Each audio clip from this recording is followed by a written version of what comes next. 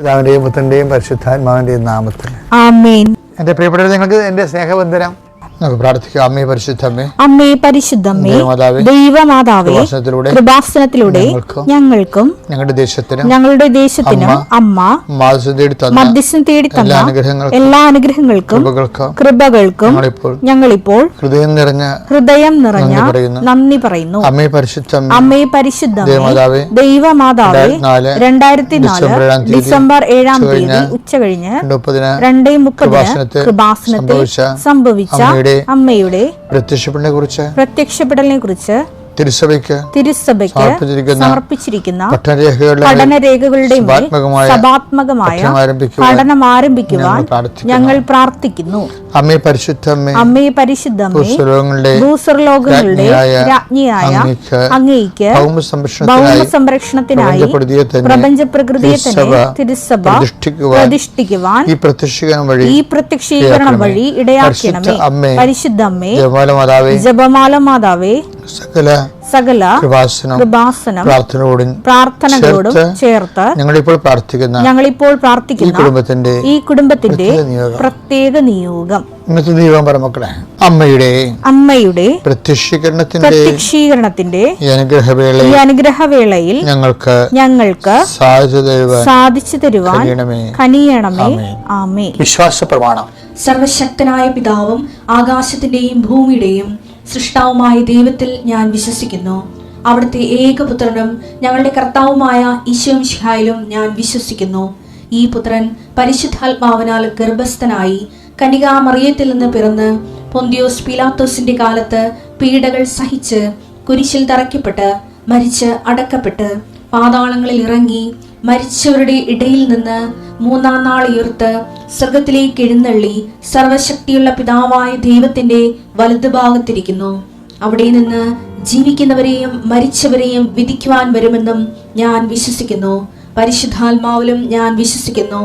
വിശുദ്ധ കത്തോലിക്കാ സഭയിലും പുണ്യവാന്മാരുടെ ഐക്യത്തിലും പാപങ്ങളുടെ മോചനത്തിലും ശരീരത്തിന്റെ ഉയർപ്പിലും നിത്യമായ ജീവിതത്തിലും ഞാൻ വിശ്വസിക്കുന്നു. ആമേൻ. ഞങ്ങളുടെ പിതാവേ, അങ്ങയുടെ നാമം പൂജിതമാകണമേ. അങ്ങയുടെ രാജ്യം വരണമേ. അങ്ങയുടെ തിരുമനസ് സ്വർഗത്തിലെ പോലെ ഭൂമിയിലുമാകണമേ. അന്നു വേണ്ടുന്ന ആഹാരം ഇന്ന് ഞങ്ങൾക്ക് തരണമേ. ഞങ്ങളോട് തെറ്റ് ചെയ്യുന്നവരോട് ഞങ്ങൾ ക്ഷമിക്കുന്നത് പോലെ ഞങ്ങളുടെ തെറ്റുകൾ ഞങ്ങളോടും ക്ഷമിക്കണമേ. ഞങ്ങളെ പ്രലോഭനത്തിൽ ഉൾപ്പെടുത്തരുതേ, തിന്മയിൽ ഞങ്ങൾ രക്ഷിക്കണമേ. ആമേൻ. നന്മ നിറഞ്ഞ മറിയമേ, സ്വസ്തി. കർത്താവ് അങ്ങയുടെ കൂടെ സ്ത്രീകളിൽ അങ്ങ് അനുഗ്രഹിക്കപ്പെട്ടവളാകുന്നു. അങ്ങയുടെ ഉദരത്തിൻ ഫലമായി ഈശോ അനുഗ്രഹിക്കപ്പെട്ടവനാകുന്നു. പരിശുദ്ധ മറിയമേ, തമ്പുരാന്റെ അമ്മേ, പാപികളായ ഞങ്ങൾക്ക് വേണ്ടി ഇപ്പോഴും ഞങ്ങളുടെ മരണസമയത്തും തമ്പുരാനോട് അപേക്ഷിക്കണമേ. ആമേൻ. എന്റെ കർത്താവേ, നിന്റെ ഉന്നതമായ നാമത്തിന് സ്തോത്രം ചെയ്യുന്നു. എന്റെ കർത്താവേ, നിന്റെ വിശുദ്ധ പൗരോഹിത്യത്തെ മഹത്വപ്പെടുത്തണമേ. എന്റെ കർത്താവേ, സഭയിലുള്ള സാന്നിധ്യം ദൃഢമാക്കണമേ. 39 വർഷം ഞാൻ അർപ്പിച്ച കൃപാനയുടെ യോഗ്യതയാൽ കൃപാസനത്താരെ ജീവനോടെ പ്രത്യക്ഷപ്പെട്ട പരിശുദ്ധ അമ്മയുടെ മാധ്യസ്ഥത ഇപ്പോൾ പ്രാർത്ഥിക്കുന്ന മക്കളുടെ മേൽ കർത്താവിൻ്റെ ശക്തിയൊക്കട്ടെ. ഇന്നത്തെ നിങ്ങളുടെ യാത്രാമേൽ കർത്താവിൻ്റെ കൃപ ചൊരിയട്ടെ. നിങ്ങളുടെ ചിന്തകൾ, നിങ്ങളുടെ വാക്ക്, നിങ്ങൾ മറ്റുള്ളവരോട് സംസാരിക്കുന്ന സംസാരങ്ങൾ, ഇടപാടുകൾ, ഇടപഴകലുകൾ, ചർച്ചകൾ, തീരുമാനങ്ങൾ കർത്താവ് അനുഗ്രഹിക്കട്ടെ. ജോലി സമ്പാദിക്കുന്നതിന് വേണ്ടി പോകുന്നവരെ, നമുക്ക് ലഭിക്കാനുള്ള പണം സമ്പാദിക്കുന്നതിന് വേണ്ടി ഉള്ള പരിശ്രമങ്ങൾ, മറ്റുള്ള കൈകളിൽ കുടുങ്ങിപ്പോയിട്ടുള്ള നമ്മുടെ അധ്വാന ഫലങ്ങൾ, അതായത് മക്കളില്ലാത്തവർ, മക്കൾ രോഗികളായി കിടക്കുന്നവരെ, അവരെല്ലാം ഈ സമയത്ത് അവരുടെ വിടുതലിന് വേണ്ടിയും സമാശ്വാസത്തിന് വേണ്ടിയും ദൈവിക ഇടപെടൽ അവരുടെ ജീവിത മണ്ഡലം ഉണ്ടാകുന്നതിന് വേണ്ടിയും 39 വർഷം ഞാൻ അർപ്പിച്ച കൃപാന്റെ യോഗ്യതയാൽ കൃപാസന അൾത്താരെ ജീവനുടെ പ്രത്യക്ഷയുടെ മാതാവിൻ്റെ മധ്യസ്ഥത്തിൽ അൾത്താരയിൽ നടന്ന 10,000-കണക്കിന് ആരാശക്തിയെ നിങ്ങളെ ആശീർവദിക്കുന്നു. നിങ്ങളുടെ ഇന്നത്തെ ദിവസം കർത്താവിൻ്റെ നാമം ശുഭകരമാകട്ടെ. കർത്താവിൻ്റെ സാന്നിധ്യം എല്ലായിടത്തും സന്ധിപ്പായി അനുഭവിക്കാൻ അങ്ങേ സ്വന്തം മക്കൾക്ക് കഴിയണമേ. നിത്യം പിതാപുത്രനും പരിശുദ്ധാത്മാവായ സർവ്വീശ്വരനെ നയിക്കുവാമേ. ബൈബിളിൻ്റെ അധ്യായം എന്ന് പറയുന്നത് ആത്മാവായ 8 റോമ 8:14 എന്താണ്? ദൈവാത്മാവ് നയിക്കപ്പെടുന്നവരെല്ലാം ദൈവത്തിൻ്റെ പുത്രന്മാരാണ്. അപ്പോൾ ഓരോ സാഹചര്യത്തിലും എന്ത് ആത്മാവിനാണ് നയിക്കപ്പെടുന്നത് കർത്താവ് ചോദിക്കണില്ലേ? What spirit leads you? 9:54. ഏത് വിധത്തിലുള്ള ആത്മാവാണ് നിങ്ങൾക്കുള്ളത് എന്ന് നിങ്ങൾ അറിയുന്നില്ല. ഏത് വിധത്തിലുള്ള ആത്മാവാണ് നിങ്ങളെ നയിക്കണമെന്ന് ലുക്ക 9:54 ശരിക്കും റോമ 8:14 ലിങ്ക് ചെയ്യേണ്ടത്. റോമ 8:14 എന്താ പറയണത്? ദൈവാത്മാവിനാൽ നയിക്കപ്പെടുന്നവരെ ദൈവത്തിൻ്റെ പുത്രന്മാരായിരിക്കും. ഇവിടെ എന്താ പറഞ്ഞിരിക്കുന്നത്? ലുക്ക 9:54 നിങ്ങൾ നയിക്കപ്പെടേണ്ടത് ഏത് ആത്മാവിലായിരുന്നു? ദൈവാത്മാവിലാണ്. പക്ഷേ ഇവരിപ്പോൾ പറയുന്നത് എന്താണ്? തമിഴ് സമരക്കാരുടെ തലയിൽ തീയും ഗന്ധം ഇറങ്ങി വീഴാൻ പറയുന്നതാണ്. അവരെ നശിപ്പിക്കാൻ പറയുന്നതാണ്. നശിപ്പിക്കുന്ന ആത്മാവ് എന്താത്മാവാണ്? യോഹന്നാൻ 10:10 എടുത്ത് മോഷ്ടിക്കാനും കൊല്ലാനും നശിപ്പിക്കാനുമാണ് കള്ളൻ വരുന്നത്. ഇപ്പൊ മനസ്സിലായില്ലേ? കള്ളം വന്നു കഴിഞ്ഞു. അപ്പോസ്തലന്മാർ സമരക്കാരെ തീയും ഗന്ധം ഇറക്കി നശിപ്പിക്കാൻ തീരുമാനിച്ചപ്പോഴേ അവർ നയിക്കപ്പെട്ട ആത്മാവ് എന്താണ്? നശിപ്പിക്കുന്ന ആത്മാവാണ്. അത് സാത്താൻ്റെ ആത്മാവാണ്.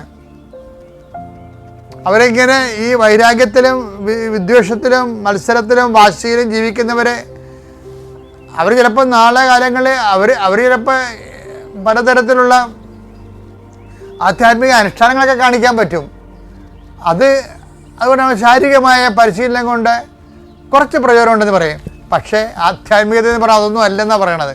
എന്താണ് ആധ്യാത്മികത എന്ന് പറയണത്? ആത്മാവിനാൽ നയിക്കപ്പെടുകയാണ്. അത് അപ്പോസ്തലന്മാർക്ക് ന്യായമായ കാര്യമാണ് അവർ ചോദിച്ചെങ്കിൽ അത് നിഷേധിക്കപ്പെടുമ്പോഴേ മറ്റുള്ളവരുടെ ഭാഗത്ത് നിന്ന് ചിന്തിച്ചുകൊണ്ട് അത് കർത്താവ് എന്താ പറഞ്ഞത്? കർത്താവ് ആത്മാവ് നയിക്കപ്പെടുന്നത് കഴിഞ്ഞ ദിവസങ്ങൾ കണ്ടില്ലേ? അങ്ങനെ ഒരു വിഷയം വന്നപ്പോൾ ദൈവാത്മാവ് നയിക്കപ്പെടുന്ന കർത്താവ് എന്ത് ചെയ്ത് അത് ഇഷ്യൂ ആക്കി ഡെവലപ്പ് ചെയ്തെടുക്കാതെ എന്ത് ചെയ്ത് വേറെ മറ്റു ഗ്രാമങ്ങളിലേക്ക് പോയി. 9:56 അവർ മറ്റൊരു ഗ്രാമത്തിലേക്ക് പോയി. അവർ മറ്റൊരു ഗ്രാമത്തിലേക്ക് പോയെന്ന് പറയുമ്പോൾ നമ്മൾ സ്വാഭാവികമായിട്ട് അവർ വിട്ടില്ല, അതിലൂടെ പോയി. അങ്ങനെയല്ല. ഈശോ ചോദിക്കണത് എന്താണ്? What spirit leads you? എന്താത്മാവിനാണ് നിങ്ങൾ നയിക്കപ്പെടുന്നത്? എന്താത്മാവിനാൽ നയിക്കപ്പെടണം? പരിശുദ്ധാത്മാവ് നയിക്കപ്പെടണം. അപ്പോൾ എന്ത് ചെയ്യും? പരിശുദ്ധാത്മാവ് എന്തിനാണ്? സൺഡേയുടെ ആത്മാവല്ല. 1 Corinthians 14:32-33 പ്രവാചകരുടെ ആത്മാവ് പ്രവാചകർക്ക് വിധേയമാണ്. അപ്പോസ്തലന്മാരുടെ പ്രവാചകസാരം പോണ കണ്ടില്ലേ? ഇവരുടെ പ്രവാചകരുടെ ആത്മാവ് പ്രവാചകർക്ക് വിധേയമാണ്. പക്ഷെ ഇവരെന്താണ് പറയണത്? ഞങ്ങൾ സ്വർഗ്ഗത്തിൽ നിന്ന് അഗ്നി ഇറങ്ങി അവർ നശിപ്പിക്കാൻ ഞങ്ങൾ കൽപ്പിക്കട്ടെ എന്ന് ചോദിക്കണം. അപ്പം അവരുടെ ആ ആത്മാവ് അവർക്ക് വിധേയമല്ല. അതാണ് വിഷയം. അതുകൊണ്ടാണ് ഈശോ ചോദിക്കണത് ഈ വിധേയമല്ലാത്ത കാരണം വാട്ട് സ്പിരിറ്റ് ലീഡ്സ് യു? എന്താത്മാവ് നിങ്ങൾ നയിക്കുന്നതെന്ന് ചോദിക്കണില്ലേ? അപ്പോൾ എന്താ? ദൈവം കോലാഹലത്തിന്റെ ദൈവമല്ല എന്ന് പറയുന്നില്ലേ? എന്തെന്നാൽ ദൈവം കോലാഹലത്തിന്റെ ദൈവമല്ല, സമാധാന ദൈവമാണ്. അതാണ് ദൈവം. അതുകൊണ്ടാണ് 9:56 എഴുതിയിരിക്കുന്നത്. സമരക്കാർ പ്രശ്നം ഉണ്ടാക്കിയപ്പോൾ അവർ മറ്റൊരു ഗ്രാമത്തിലേക്ക് പോയി. വായിച്ചേ 9:56.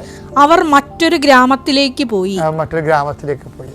അപ്പോൾ കോലാഹലമില്ല, സമാധാനത്തിൻ്റെ ആത്മാവാണ്. പരിശുദ്ധാത്മാവിൻ്റെ ഫലങ്ങൾ നിലനിർത്താൻ വേണ്ടി ലോകാത്മാവിൻ്റെ മുമ്പിൽ നമ്മൾ ചില സമയത്ത് തോറ്റു കൊടുക്കും. എന്തിനാണ്? ദൈവത്തെ ജയിപ്പിക്കാൻ വേണ്ടിയാണ്.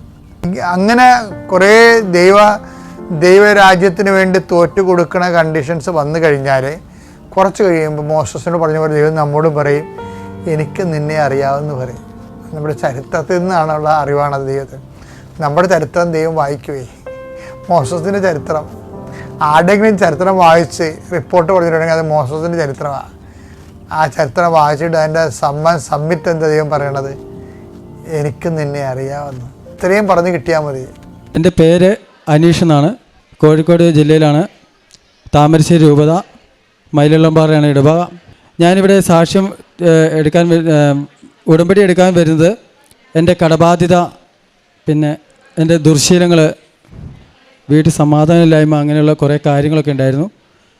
എന്നാലും ഞാനല്ല എടുക്കാൻ വന്നത്, എൻ്റെ വൈഫിനെ കൊണ്ട് എടുപ്പിക്കാമെന്ന് വിചാരിച്ചിട്ടാണ് ഞാനിവിടെ വന്നത്. വന്നു കഴിഞ്ഞപ്പം എനിക്ക് ഇവിടുത്തെ ചുറ്റുപാടൊക്കെ കണ്ടു കഴിഞ്ഞപ്പോൾ എന്നെക്കൊണ്ട് ഇതൊന്നും നടക്കുകയില്ല, സാധിക്കുകയില്ല, ഉടമ്പടി മുന്നോട്ട് പോവുകയില്ല. ഞാൻ പറഞ്ഞു സുധേ നീ തന്നെ എടുക്ക്, ഏതായാലും വന്നു പോയില്ലേ, ഏതായാലും നമുക്ക് അങ്ങ് എടുത്തു പോവാം. അങ്ങനെ വന്ന് ഞങ്ങൾ ഇവിടുന്ന് 100 രൂപ കൊടുത്ത് പത്രമൊക്കെ മേടിച്ച് ഈ മുന്നിലത്തെ കസാര വന്നിരുന്ന് ഉറങ്ങി. അങ്ങനെ ഞങ്ങൾ ഉടമ്പടി ക്ലാസ്സൊക്കെ കേട്ട്, ഞാനൊരു ഉടമ്പടി ക്ലാസ്സും കേട്ടില്ല, അവിടെ കിടന്ന് ഉറങ്ങിപ്പോയി. ഇതിനോട് വലിയ താല്പര്യമൊന്നുമില്ലായിരുന്നു.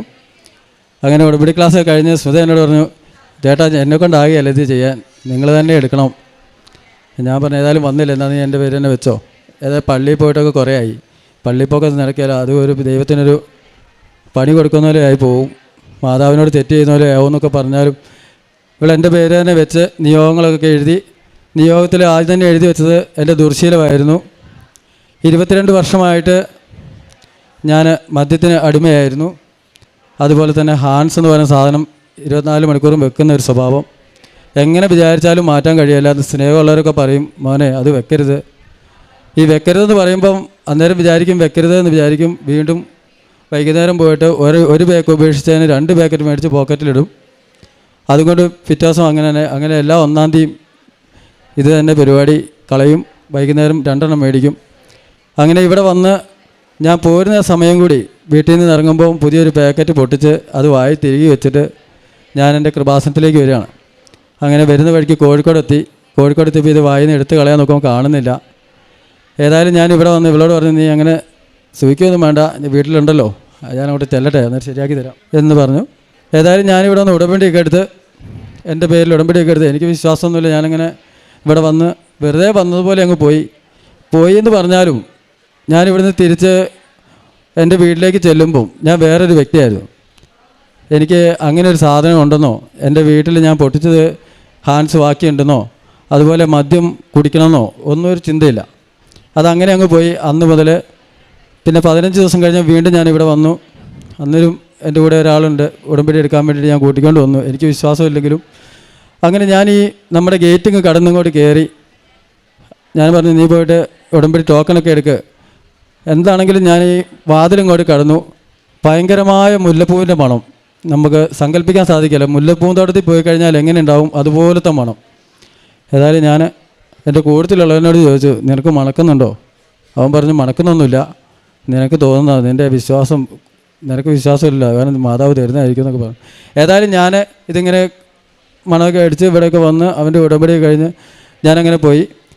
ആ ഹാൻസ് എന്ന് പറയുന്ന സാധനം ഞാൻ 2023 ജൂൺ 12-ാം തീയതിയാണ് ഇവിടെ ഉടമ്പടി എടുക്കാൻ വരുന്നത്. ആ ദിവസം മുതൽ ഇന്നിപ്പോൾ 2 വർഷം തികയാൻ 2 മാസത്തിൻ്റെ കുറവേ ഉള്ളൂ. ഇതുവരെ അങ്ങനെ ഒരു സാധനം വെക്കുകയോ ഉപയോഗിക്കുകയോ ചെയ്തിട്ടില്ല. മദ്യമാണെങ്കിലും വെക്കുകയോ ഉപയോഗിക്കുകയോ ചെയ്യാതെ എൻ്റെ അമ്മ മാതാവ് എന്നെ കാത്തുകൊണ്ട് എൻ്റെ കൂടെ നടന്നുകൊണ്ട് അത് മാറ്റി തന്നു. അമ്മയ്ക്കും തിരുക്കുമാരനും കോടാനുകൂടി നന്ദി പറയുകയാണ്. ഈ മദ്യം ഞാൻ നിർത്തിയതോടെ എൻ്റെ പള്ളിക്ക് വേണ്ടപ്പെട്ടവനായി, എൻ്റെ പള്ളിയിലെ കൈക്കാരനാകാൻ പറ്റി. പിന്നെ എല്ലാവർക്കും തന്നെ എല്ലാ ബൈബിൾ വായിക്കാനാണെങ്കിലും ആൾത്താരെ കയറി നിന്ന് കുർബാനയ്ക്ക് കൂടാനാണെങ്കിലും അമ്മ മാതാവ് എന്നെ ഒരുക്കി. ഇപ്പോഴും ഞാനത് ചെയ്യുന്നുണ്ട്, ബൈബിൾ വായിക്കുന്നുണ്ട്. എല്ലാം അമ്മ മാതാവിൻ്റെ ഒറ്റ കൃപ. അത് കഴിഞ്ഞ് ഞാൻ വെച്ചൊരു നിയോഗമാണ് എൻ്റെ മകൾക്ക് നേഴ്സിങ്ങിന് പ്രവേശനം ലഭിക്കുക. ഈ കൊറോണയൊക്കെ പിടിച്ചിരിക്കുന്നത് കാരണം അങ്ങനെ മാർക്കുകളൊക്കെ വളരെ കുറവും, 74% മാർക്കേ ഉണ്ടായിരുന്നുള്ളൂ. അപ്പം ആകപ്പാടെ ഒരു സ്കൂളിലാണ് ഈ അപ്പനായ ഞാൻ കൊണ്ടുപോയി കൊടുത്തത്. ഏതായാലും എഴുത്തു പരീക്ഷ ഉണ്ടായിരുന്നു. ആ പരീക്ഷയിൽ 1/2 മാർക്കിന് കൊച്ചു തോറ്റുപോയി. ഞാൻ മാതാവിനോട് പറഞ്ഞു, മാതാവേ, ഞാനിവിടെ വന്ന് പ്രാർത്ഥിച്ചിട്ടും എൻ്റെ കൊച്ചിന് കിട്ടിയില്ലല്ലോ, എന്നാലും വേണ്ട, ഇനി അടുത്ത വർഷം കൊടുക്കുക. അങ്ങനെ പറഞ്ഞ് ഞാനങ്ങ് പോന്നു. ഏതായാലും ഒരാഴ്ച കഴിഞ്ഞു. ഒരു സിസ്റ്റർ എന്നോട് ചോദിച്ചു, കൊച്ചിന് അഡ്മിഷനൊക്കെ ആയോ, കിട്ടിയോ? ഞാൻ പറഞ്ഞു, അഡ്മിഷനൊന്നും കിട്ടില്ല സിസ്റ്ററെ, ഏതായാലും കൊച്ചിനെ കമ്പ്യൂട്ടർ കോഴ്സിന് വിടാം 1 വർഷത്തേക്ക്, അത് കഴിഞ്ഞ് നോക്കാമെന്ന് പറഞ്ഞു. ആ പറഞ്ഞ് സിസ്റ്റർ പറഞ്ഞു, ഏതായാലും നീ വിഷമിക്കേണ്ട, നമുക്ക് നോക്കാം. ഏതായാലും സിസ്റ്റർ അന്വേഷിച്ച് പ്രിൻസിപ്പലിനെ വിളിച്ച് എത്രയും പെട്ടെന്ന് ആ ഒരു വൈദികനായിരുന്നു എൻ്റെ പ്രിൻസിപ്പൾ പറഞ്ഞു, മാർക്ക് ലിസ്റ്റ് അയക്ക്. ഞാൻ അന്നേരം പറഞ്ഞു, 74% മാർക്കുള്ള ഏറ്റവും ലാസ്റ്റിന് അഡ്മിഷൻ എന്ന് പറയുന്ന സംഭവമില്ല, ഇനി പഠിക്കാൻ തുടങ്ങുന്ന ഒരു അവസ്ഥയാണ്. ഏതായാലും അയച്ചു കൊടുത്തു. അച്ഛൻ പറഞ്ഞു, കുഴപ്പമില്ല മോനെ, നീ നാളെ തന്നെ വന്ന് ജോയിൻ ചെയ്തോ, കൊച്ചിനെ കൂട്ടിക്കൊണ്ട് വന്ന് ജോയിൻ ചെയ്തോ എന്ന് പറഞ്ഞു. ആ കിട്ടാതിരുന്ന ആ നേഴ്സിംഗ് പ്രവേശനം ആ വർഷം തന്നെ എൻ്റെ അമ്മ മാതാവ് എൻ്റെ കുഞ്ഞിന് കൊടുത്ത് അവളെ നേഴ്സിങ്ങിലേക്ക് പ്രവേശിച്ചു. എൻ്റെ അമ്മ മാതാവിനും തിരുക്കുമാരനും കോടാനുകോടി നന്ദി. അതുപോലെ തന്നെ പിന്നെ ഞാൻ വെച്ചൊരു കാര്യമാണ് എൻ്റെ കടബാധ്യത. അത് ഇവിടെ വെക്കുമ്പോൾ എനിക്ക് വിശ്വാസമൊന്നുമില്ല. എനിക്ക് ആകപ്പാടെ 10 സെൻറ്റ് സ്ഥലവും 3 മക്കളും ഭാര്യ അമ്മ, ഇതാണ് എൻ്റെ സമ്പാദ്യം. പിന്നെ അറിയുന്ന തൊഴിലെന്ന് പറഞ്ഞാൽ വീട് പണി. അത് വലിയ കാര്യമൊന്നുമില്ല, കൂലിപ്പണിയൊക്കെ എടുത്ത് നടക്കുന്ന കാരണം ഒരിക്കലും കടബാധ്യത വീട്ടാൻ എന്നെ കൊണ്ടാവില്ല. മരിക്കിച്ച് പോകുന്നോളം വരെ നമ്മൾ പലിശ അടച്ചു പോരുക. എന്തായാലും ഞാൻ മാതാവിനോട് പറഞ്ഞു, മാതാവേ, എനിക്കതൊന്ന് നീക്കി തന്നെ. എന്നും ഞാൻ പ്രാർത്ഥിക്കും, കണ്ണീരോടെ പ്രാർത്ഥിക്കും. എന്തും കൊന്ത ചെല്ലുന്നപ്പോൾ ഞാൻ പറയും, മാതാവേ, എനിക്ക് എൻ്റെ ഈ കടബാധ്യത ഒന്ന് മാറ്റി തരണേ. എനിക്കത് മാത്രമേ പറയാനുള്ളൂ. അങ്ങനെ ഞാൻ ഈ 5-ാമത്തെ പുതുക്കൽ വരെ വന്നപ്പോഴും എനിക്ക് യാതൊരു പ്രതീക്ഷയില്ല. അങ്ങനെ 5-ാമത്തെ പുതുക്കലിന് വന്നു കഴിഞ്ഞപ്പം 13 മാസമായി കഴിയുമ്പോഴത്തേനും ഇപ്പോൾ ബാങ്കുകാരൊക്കെ വീട്ടിൽ വന്ന് ഭയങ്കര തെറി വിളിക്കും. ഭയങ്കരമായിട്ട് നമ്മൾ ഉപദ്രവിക്കാനൊക്കെ തുടങ്ങുന്നവരെ, തല്ലാൻ തുടങ്ങുന്നവരൊക്കെ ഭയങ്കര പ്രശ്നം. അങ്ങനെ ജപ്തി നോട്ടീസ് ആയി എന്ന് പറഞ്ഞ് തന്നു. ഞാൻ എവിടെയെങ്കിലും പണിക്ക് പോയതാണെങ്കിൽ വൈഫിനെ വിളിക്കും. വൈഫ് എന്നെ വിളിച്ച് പറയും. ഞാൻ പറയും നീ മിണ്ടണ്ട, നമുക്ക് മിണ്ടാണ്ട് അവിടെ നിൽക്കാം. അങ്ങനെ ഏതായാലും മാതാവ് നടത്തി തരും.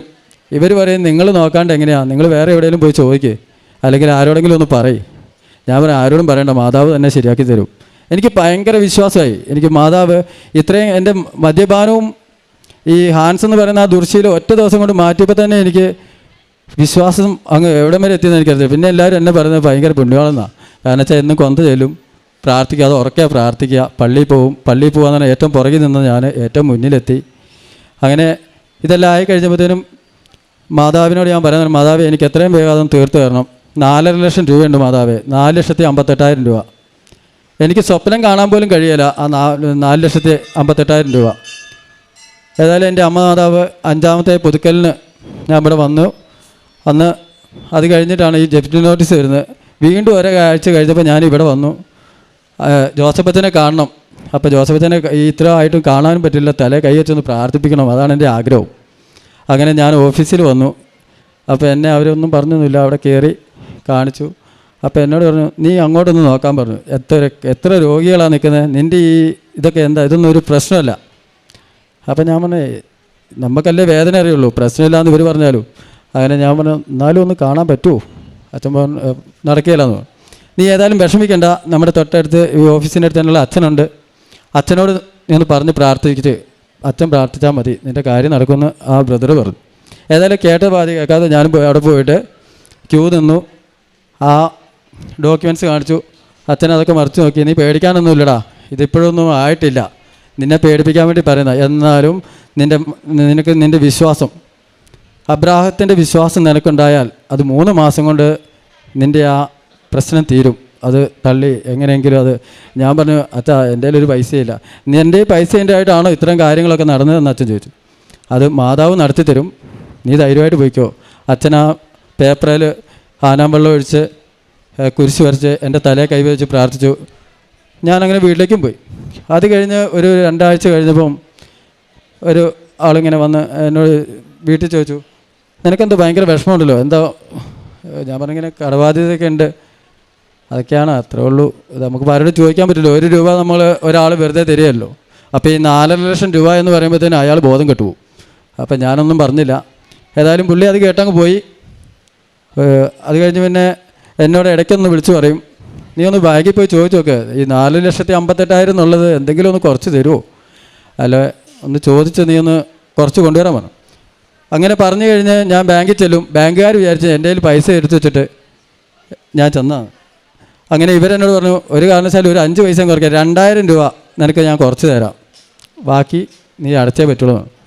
അങ്ങനെ പറഞ്ഞ് ഞാൻ പറഞ്ഞു സാറേ എൻ്റെ കയ്യിൽ ഇരുന്ന പൈസയല്ല, ആൾക്കാർ നമ്മളെ സഹായിക്കാമെന്ന് പറഞ്ഞതാണ്, അതൊന്നും പറഞ്ഞിട്ട് കാര്യമില്ല, നിൻ്റെ പൈസ ഉണ്ട്, നീ അടച്ചേ പറ്റുള്ളൂ, ഇല്ലെങ്കിൽ നീ 58,000 രൂപ കൊണ്ടേ അടയ്ക്കുക, ബാക്കി 4 ലക്ഷം രൂപ നമുക്ക് പുതിയ ലോൺ വെക്കാം. ഞാൻ പറഞ്ഞു അത് വേണ്ട, എന്നെ ജപ്തി ചെയ്തോ, ഇനി ഞാൻ ലോൺ അടയ്ക്കുന്നില്ല.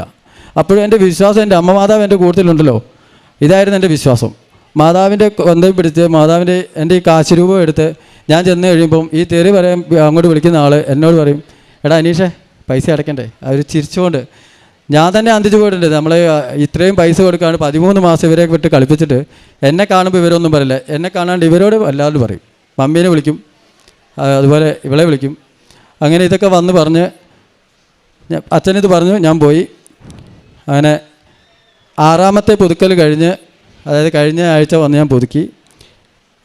പെസഹ ബുധനാഴ്ച കഴിഞ്ഞ് വലിയ ബുധനാഴ്ച ആ ആളെന്നോട് വിളിച്ചു പറഞ്ഞു നീ മമ്മീനെയും സ്മിതയും കൂട്ടിക്കൊണ്ട് ബാങ്കിലേക്ക് വാ എന്ന് പറഞ്ഞു. ഏതായാലും ഞാൻ കേട്ടത് പാതി കേൾക്കാത്തത് പാതി അവരെയും കൂട്ടി ബാങ്കിൽ ചെന്നു. 4,35,000 രൂപയ്ക്ക് അത് തീർപ്പാക്കി. അത് അന്നേരം തന്നെ ആ പൈസ എടുത്തു കൊടുത്ത് ആ ഡോക്യുമെൻറ്റ്സ് അമ്മ മാതാവ് എനിക്ക് വാങ്ങി തന്നു. അബ്രാഹം പറഞ്ഞതുപോലെ അബ്രാഹത്തിൻ്റെ ആ വിശ്വാസം എന്നും ഞാൻ പ്രാർത്ഥിക്കുമായിരുന്നു, എൻ്റെ ദൈവമേ എനിക്ക് എങ്ങനെയെങ്കിലും ഒന്ന്, ഞാൻ മരിച്ചു പോയാൽ അല്ലെങ്കിൽ ഇങ്ങനെ കെട്ടിടപ്പണിയൊക്കെ അല്ലേ എവിടെയെങ്കിലും വീണ് മരിച്ചു പോയാൽ എൻ്റെ പിള്ളേർ വഴിയാധാരമാവും, അവരെ കൊണ്ട് ഇത് അടയ്ക്കാനാകില്ല. ഏതായാലും ദൈവം എന്നെ അനുഗ്രഹിച്ച് ആ 10 സെൻറ്റിൻ്റെ സ്ഥല ആധാരം വീടും എനിക്ക് സ്വന്തമായിട്ട് 1 രൂപ പോലും ഞാൻ തിരിച്ചു കൊടുക്കേണ്ടാതെ 4,35,000 രൂപ തന്ന് എൻ്റെ അമ്മ മാതാവ്, വേറെ ആരുമല്ല, എൻ്റെ അമ്മ മാതാവും എൻ്റെ തിരുക്കുമാരനും എന്നെ രക്ഷിച്ചു. ഈശോയ്ക്കും തിരുക്കുമാരനും 1,000 കോടി നന്ദി പറയുന്നു.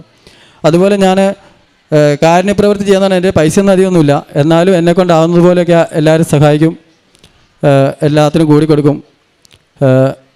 പിന്നെ ഹോസ്പിറ്റലിലൊക്കെ പോയിട്ട് മരുന്ന് എന്തെങ്കിലുമൊക്കെ ചെറിയ ചെറിയ പൈസകൾ, അതുപോലെ ഭക്ഷണം കഴിക്കാൻ ആളില്ലാതെ നമ്മളൊരു ഹോട്ടലിൽ കയറി ഭക്ഷണം കഴിക്കുകയാണെങ്കിൽ ഒരു 2 ആൾ ഭക്ഷണം കഴിക്കുകയാണെങ്കിൽ 4 ആളുടെ ഭക്ഷണം ഞാൻ ഒരു പൈസ അവിടെ കൊടുത്തിട്ട് പോരാ. അങ്ങനെയൊക്കെ ചെയ്ത് നമ്മൾ പ്രേക്ഷിത പ്രവർത്തനം ചെയ്തു. പിന്നെ അച്ഛൻ്റെ യൂട്യൂബ് ചാനൽ യൂട്യൂബ് കാണും, കണ്ടത് ഷെയർ ചെയ്യും. ഒരുപാട് ദൈവാനുഗ്രഹങ്ങൾ, ഒരാളൊന്നും അല്ല കേട്ടോ എന്നെ കണ്ടിട്ട് ഞാൻ ഇത്രയും വലിയൊരു ധൂർത്തപുത്രനായിരുന്നിട്ട് ഞാൻ രക്ഷപ്പെട്ടല്ലോ. എന്നെ കണ്ടിട്ട് ഒരുപാട് പേരും എല്ലാം പറയുന്നത് ഇവിടെ വന്ന് ഉടമ്പടി എടുക്കാൻ വന്നു. ഇനി വരാനുണ്ട്.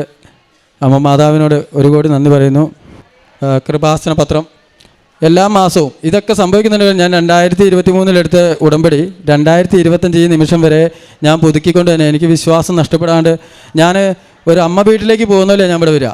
എല്ലാവരും ചോദിക്കും നിനക്കടാ പൈസ ഇല്ലെങ്കിലും നീ കൃപാസനത്തിലേക്ക് പോകാൻ ഭയങ്കര ഉസാറാണല്ലോ, പൈസയൊക്കെ ഉണ്ടല്ലേ.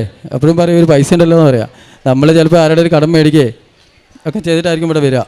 വന്നാൽ 3 കെട്ട് പത്രം, ഏറ്റവും കുറഞ്ഞ 3 കെട്ട് പത്രം കൊണ്ടുപോകും.